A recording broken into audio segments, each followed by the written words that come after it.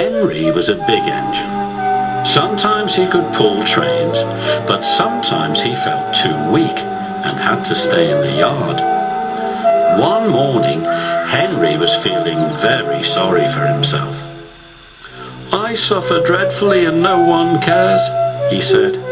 "Rubbish, Henry," snorted James. "You don't work hard enough."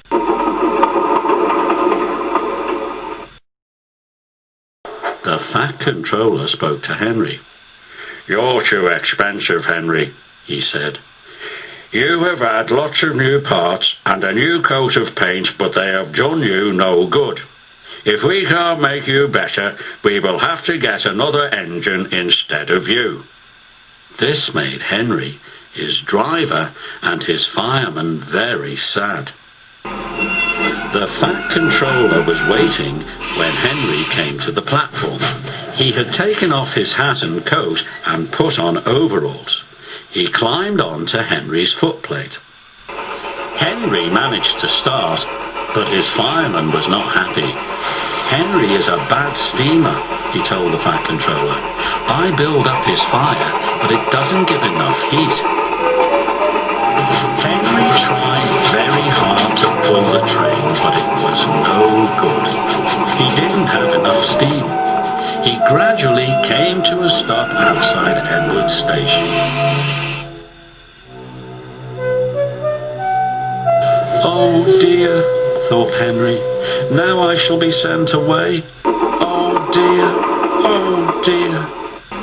Henry went slowly into a siding, and Edward took charge of the train.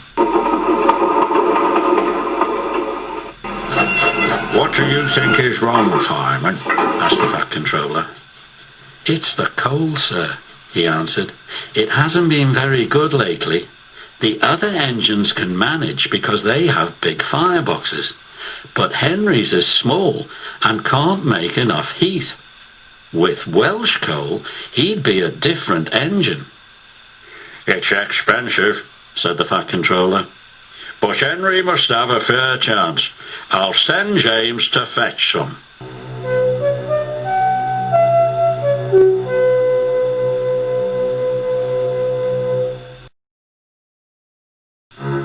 Henry's driver and fireman were very excited when the coal came.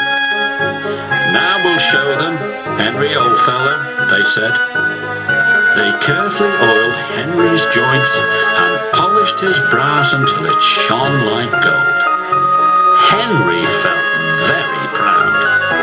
Then Henry's fireman carefully made his fire. He put large lumps of coal like a wall around the outside of the fire. Then he covered the glowing middle part with smaller lumps. "You're spoiling my fire," complained Henry. "Wait and see," said the fireman. "We'll have a roaring fire just when we need it." The fireman was right. When Henry reached the platform, the water was boiling nicely, and he had to let off steam. "How are you, Henry?" asked the Fat Controller. Whistled Henry. "I feel fine." "Do you have a good fire, driver?" the Fat Controller asked. "Never better, sir, and plenty of steam," he replied. Henry was impatient. He wanted to set off. "No record breaking," warned the Fat Controller. "Don't push him too hard, driver." "Henry won't need pushing, sir," the driver replied. "I'll have to hold him back."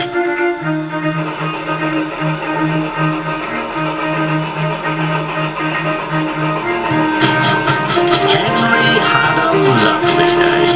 He had never felt so well in his life. He wanted to go fast, but his driver wouldn't let him. "Steady, old fellow," he said. "There's plenty of time." But still, Henry went quite fast. And they arrived at the station early.